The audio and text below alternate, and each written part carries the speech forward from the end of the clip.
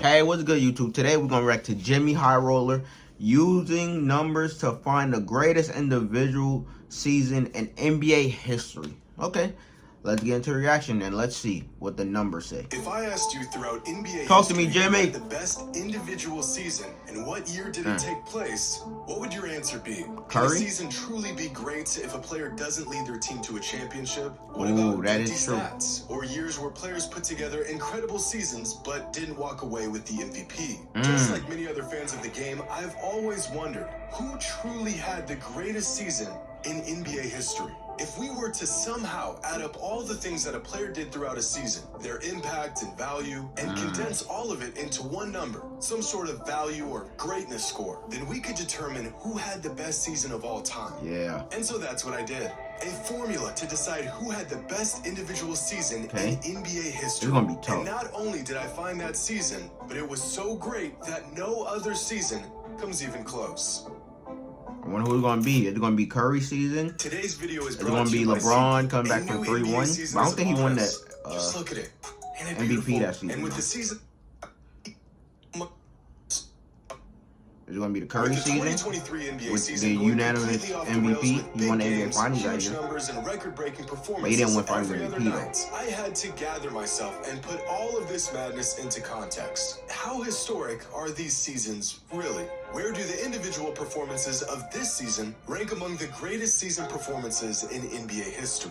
Well, in order to answer this question, I had to create a basic formula that factors in everything a player does on an individual level throughout a season. But first, I had to determine what numbers and awards actually matter and which ones don't. Facts. For example, winning the MVP is the greatest individual award a player can win. But there have been countless amazing seasons in which players did not win the award. That is true. So we can't use this as a metric to measure how great an individual season really was. MVP don't matter. I also had to exclude statistics that were heavily skewed by team performance, like win totals or even stats like offensive and defensive rating. We are, after all, looking for the best individual season. So after much deliberation, I narrowed down the criteria for the best season ever to these 9 factors. Points, rebounds, and assists. If a player was selected to an all-defensive team, if a player won Defensive Player of the Year, if they led the league in one of the 3 major statistics, player efficiency rating, win shares, box plus minus, value over replacement, and just to spice things up, All-Star Game MVP. The total number that a player achieves from not these Curry, 9 Giannis got to metrics be up is there their then. season score. The higher the score, the greater the season. And before we get started, I want to point out a few things. As I stated before, I did not factor in MVPs in this experiment because there's just been far too many incredible seasons where players were not crowned the most valuable player. Like in 1989, when Michael Jordan clearly had the best season that year, but Magic Johnson won the MVP. Another thing to keep in mind here is that most statistics that are available today have only been around since 1975. So any great season that took place in the early 70s and 60s was excluded from this experiment, which actually shouldn't even be a problem since a lot of NBA fans act like those seasons never even happened anyways. That is true. Another major factor that I left out was postseason success. And I know this will be a controversial decision, but in order to even make it deep into the playoffs, a great player still needs a solid supporting cast, or else he has no real shot to win it all. An obvious example of this is Nikola Jokic last season with the Nuggets. One of the best individual seasons of all time, just to be knocked out of the first round of the playoffs in a gentleman's sweep.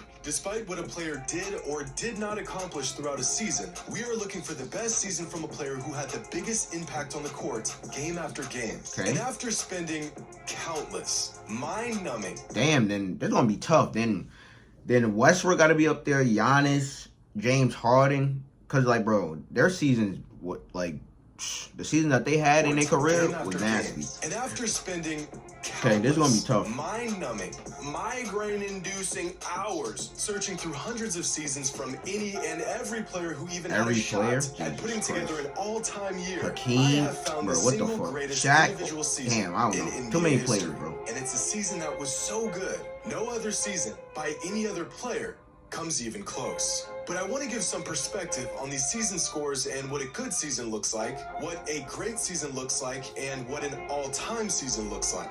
Back in 2018, LeBron James finished second in MVP voting and had one of the most complete all-around seasons of his career. In hindsight, some fans even believe he should have won the MVP that season. And according to our metric, that year LeBron James had a season score of 109.7. This is a great season by any standard, nearly an all-time season. But James Harden rightfully took home the MVP with a season score of 112.4. In 2015, Steph Curry won his first league MVP and put together one of the most memorable seasons in recent NBA history. That year, his season score was 97.3. In 2006, Kobe Bryant had statistically the best season of his career and achieved a season score of 119.1. And yet, Steve Nash won the MVP that season with a season score of just 84.1. But these numbers are all relative. A season score of 20 is about league average. A score of about 45 is what you would find in a quality starter. A season score of about 65 is an all-star level season, and a season score of 85 is an all-NBA level season. And once a player gets into the triple digits, a season score of 100 or more, they are well on pace to earning an MVP. But even a score of 100 is nowhere near what a player must accomplish to even crack a top 50 season of all time. Because the 50th greatest individual season came from James Harden in 2018 when he piled up a season score of 112.4. In fact, here's a chart of the top 50 individual seasons in NBA. Because, bro, that Harden season was crazy, bro. He was going crazy. He was having, like, 60-point triple-doubles and shit. Like, according to our season score metric, the first 3 seasons to crack the top 50 all came from James Harden in just a 4-year span between 2017 and 2020. Michael Jordan was so good, so early in his career, that even his rookie season made the list as the 42nd best individual season of all time. Tracy McGrady put together his best season in 2003 with a season score of 115.3. Hakeem's 1994 campaign lands at the 35th spot of all time, and just above him, you'll find Steph's unanimous MVP season in 2016. Nikola Jokic achieved a career-high season score last season with a total of 120.3 points, the 23rd best individual season of all time. But Giannis actually scored just slightly higher than Jokic did last season with a season score of 120.9. Russell Westbrook's MVP year is the 17th best individual season of all time and easily the best season of his career. Keep going up and we'll find the best seasons from some of the greatest players of all time. Dwayne Wade in 2009, KG in 2004, Kareem in 76. In 2020, Giannis put together one of the greatest seasons ever with a season score of 129.8. Just behind LeBron's 2009 season, which turns out to be the best individual season of his career, where he earned a season score of 130.2. And after this mark, we enter this nigga Jordan, zone, where it's a whole lot of MJ reeling off some of the best individual seasons of all time, year after year. And right at the top are the 3 best individual seasons of all time. David Robinson's criminally underrated 1994 season, Shaq's masterpiece in the 2000 NBA season, and Michael Jordan's 1989 season that earned him a season score of 137.7. Hold up. There's one season missing here. What season? Oh. Michael Jordan. There it is. Of course it's fucking Jordan. Of course it's fucking Jordan. Widely regarded as the greatest of all time. But why? And that's because it is. With a season score of 154.8, Jordan's 1988 campaign is the greatest individual season in NBA history. Bro, that's wild. And it's not even remotely close.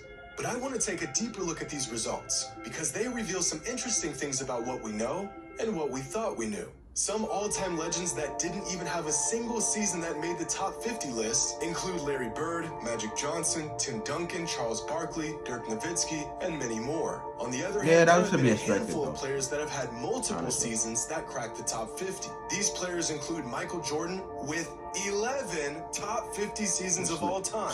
LeBron James with 5. James Harden, Giannis Antetokounmpo, and David Robinson with 4 apiece. Kareem and Garnett with 3. And Hakeem, Kobe, Jokic, Shaq, and Chris Paul, all with 2 top 50 seasons each. But the most interesting thing that these numbers reveal is that the second best individual season in NBA history didn't even earn an MVP. Michael Jordan's 1989 season ranks second all-time among season scores, and somehow he still finished second in MVP voting that season behind Magic Johnson, who earned a season score of 103.9. Still a great score, but nowhere near the season Michael had. And if you take a look at the numbers throughout that season, it's clear that a robbery took place here. Same thing happened in 1990 when Michael Jordan put up the 5th highest season score in NBA history and finished not second, but 3rd in MVP voting behind Magic Johnson and Charles Barkley.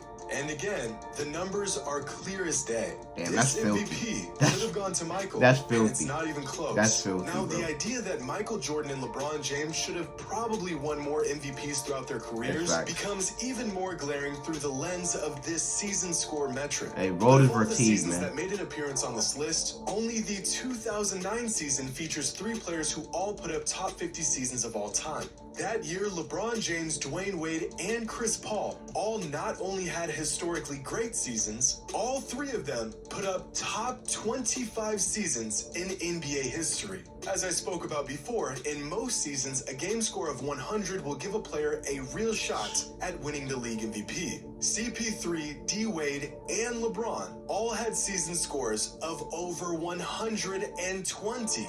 But with this NBA season being flooded with all-time talent and incredible performances every single night, are there any players that are putting together seasons this year that would crack this all-time list? Luka? We'll have to make a couple estimations here because some stats within our metric like VORP and win shares are cumulative stats. But at their current pace, here are the projected season scores for the best players in the NBA this season, with the top 5 season scores coming from Luka, Jokic, Giannis, Embiid, and Tatum. And if a season score of 100 warrants a real shot at the MVP award, then there are currently 6 players who are all having an MVP caliber season. Tough. But in terms of cracking the top 50 list, only Luka Doncic and Nikola Jokic are on pace to making the cut. In fact, Luka is on pace to racking up a season score of 123.1. I told y'all, Luka for MVP, man. Best individual season of all time. Right behind LeBron's 2013 season. And Nikola Jokic is on pace to having a season score of 116.4, which would land him at the 38th spot all time. And after gathering data from hundreds of seasons of dozens of players, I got to thinking about peaks. Oh, Tracy McGrady was up here? When they were at their best. Some players have maybe 1 or 2 seasons that stand far above any other year they've put together, like Tracy McGrady in 2003 or Russell Westbrook in 2017, while other players completely control the game on an individual level season after season. So here is a chart of NBA legends and the combined season scores of the best 5-year stretch of their career. For example, Isaiah Thomas's best 5-year stretch came between 1984 and 1988, where his total season scores throughout those years was 379.3. Damian Lillard's run from 2017 to 2021 earned him a total of 438.9. Just above Magic Johnson and Moses Malone is Karl Malone, who is the first player on this chart to crack 500. Nikola Jokic is currently in his best 5-year stretch and has a total score of 508.8. But this number will jump much higher after this season, somewhere around the 540 range. Kobe, Hakeem, and Bird all had similarly great runs in the NBA, ranging from 514 to 518. Tim Duncan is sandwiched right between Russell Westbrook and Kevin Durant. Our first big jump occurs with James Harden's run between 2016 and 2020. And after these marks, we get into James Harden over Curry, Jokic, and Kobe, and Bird, and Shaq in the early 2000s, a young Kareem, a mind-boggling 5-year individual stretch from David Robinson in the mid-90s, Giannis's current historic run dating back to 2018, and LeBron James at his absolute peak from 2008 to 2012. Just 5 points shy of cracking the 600 mark. Possibly the greatest individual prime of all time. Well, at least it would have been if Michael Jordan didn't exist. Because from 1988 to 1992, MJ rattled off 5 of the top 16 individual seasons of all time. By far, the greatest stretch of seasons we've ever seen from any player, earning him a prime total score of 680.9. God damn. Leaving him in a league of his own. Yo, Jordan is dominating this metric, bro. NBA history. Hope you all enjoy. And as always, until next time. Damn. Great video from Jimmy. But, bro, Jordan dominated this nigga Jimmy a metric, bro, to find out who had the best individual season. But this nigga Jordan, like, damn, this nigga had, like, what? Five of the best individual seasons. I mean, what's called in the top 50 or whatever. But, bro, this nigga Jordan, bro, he's the GOAT. He's the GOAT, bro. He's the GOAT. But this nigga Jordan dominated this nigga Jimmy metric, like, for sure. Like, for sure. Like, bro, based on what he was counting on and shit. But it's like, you can always, what's it called? You already know this shit is fucking opinionated. So it's like, it's based on whoever make the list. Whoever make the list, they list gonna be different. And because, like, you know, for Jimmy, he didn't add on postseason success, just individual seasons. So it's like if you add like, you know, postseason success and, like, you know, people win an MVP and shit, then, like, you know, it will fluctuate the list more. But hey, he just kept this shit strictly individual seasons and no MVPs and shit, because like, you know, with the MVP, it be favoritism sometimes and it be voter fatigue. So it's like they never want to give nigga the same MVP over and over again. They don't want the same nigga winning over and over again. But hey, he said Luka's on pace to have, what, a top 15 season or whatever. But, yo, I got Luka winning MVP. I got Luka winning MVP this year. I've been saying this shit all year, but I got Luka winning MVP. But Jordan dominated this metric from Jimmy. But, you know, like, comment, subscribe, suggest anything else you want to interact to down below in the comments. But check out in the next one.